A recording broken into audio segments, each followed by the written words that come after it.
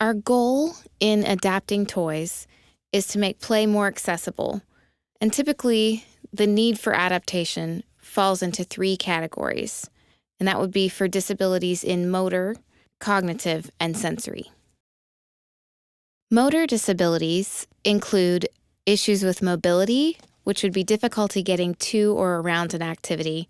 An example would be a child in a wheelchair trying to get up to a table.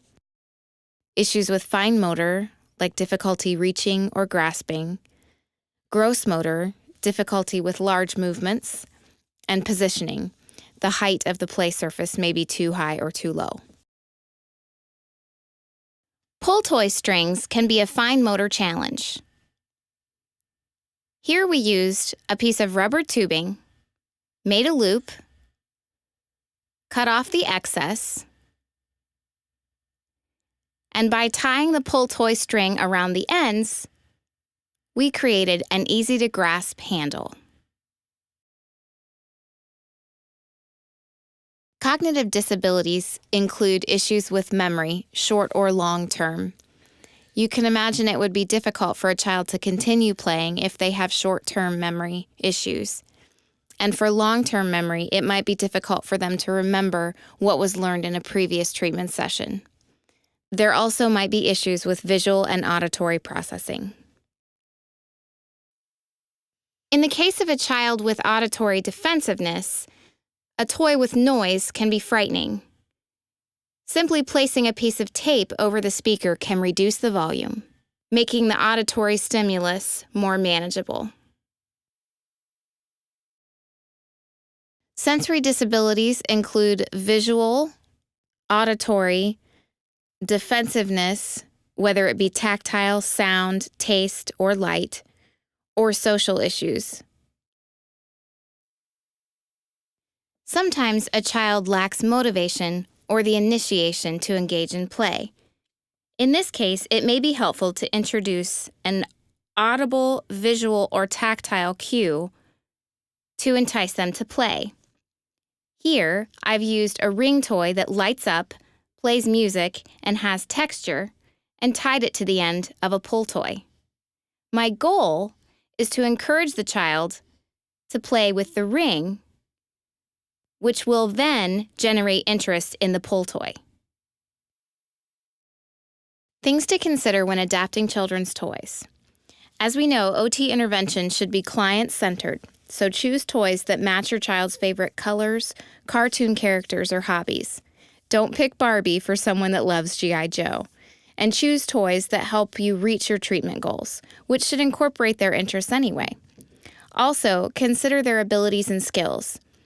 Avoid something so complicated the child may quickly become frustrated, but don't be afraid to give them a challenge. Consider toys that build on some of the skills your child already possesses, so they are encouraged by success. Don't forget to be intentional about your child's play environment. Ask yourself, do they need social interaction or should they be working individually? Can the toy be used or adapted to work in a group setting with a friend or alone? There are several strategies for adaptation. One is stabilize, which involves using a material to hold the item still so it doesn't slide around, enlarging, reducing required response, changing position, removing distractions, using materials to highlight and attach. Here are some helpful items to keep on hand in your therapy room. Felt or flannel in various colors, a tennis ball, duct tape for heavier duty projects, and painter's tape, which is less sticky and easier to remove. To stabilize, you can attach to a steady surface using suction cups on the bottom of a toy or things like Velcro, anti-skid material, Dyson, or even gluing felt to the bottom of the toy. Sometimes adaptations require a little trial and error. As you can see in this case, the CNC continues to slide around on the table. First, we tried some drawer liner as a gripper to stabilize. But it continued to slide. So we added a cookie sheet. The weight and the lip on the cookie sheet seemed to do the trick. The See 'n Say didn't slide anymore. Enlarging is simply making materials bigger so they're easier to see. This is something that can easily be done with a copy machine. You can also make parts bigger so they're easier to grasp, like making a larger handle for something, building it up with foam, adding modeling clay to build it up, or adding additional knobs. A helpful adaptation for a child with poor fine motor involves the use of a tennis ball. Using a sturdy utility knife, simply cut a slit in the tennis ball and pop it over a knob.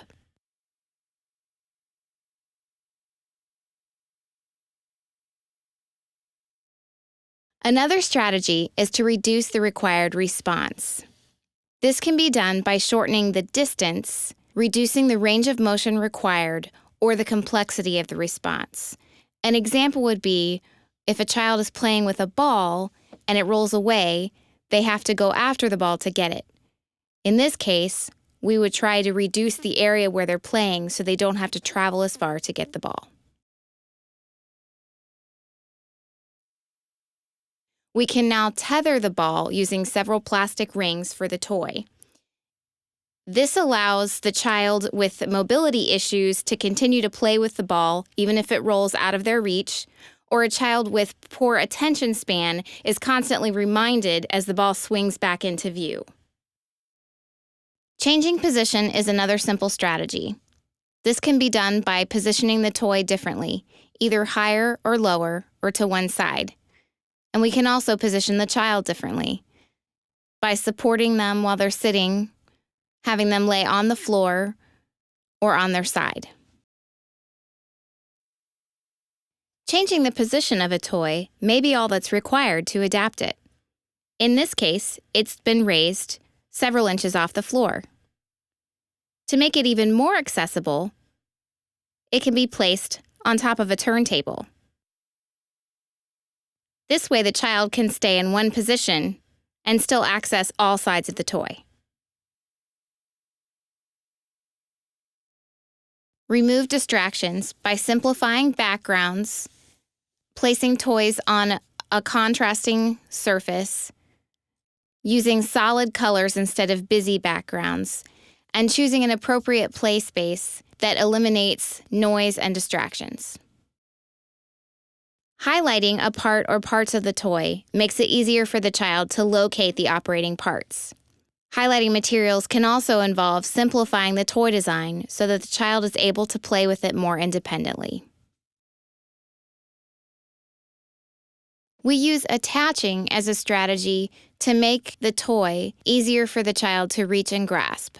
It makes playing with the toy less work for the child. Examples are Velcro straps, links or rings, and strings.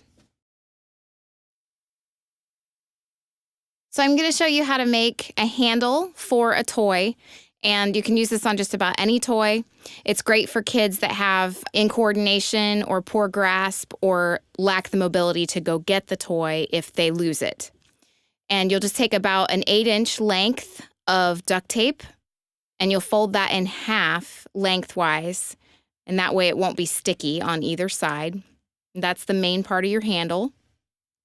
I'm using a ball in this case. And then you'll take a second piece, probably 4 inches is a good length, and you'll cut that in half lengthwise. And you're going to tape that over either end. And I realize that this isn't pretty, but duct tape does come in some more attractive colors. I'm sure the therapy catalogs probably have some tape that might be more attractive. You'll tape that on both ends. And then you'll just cut off the excess.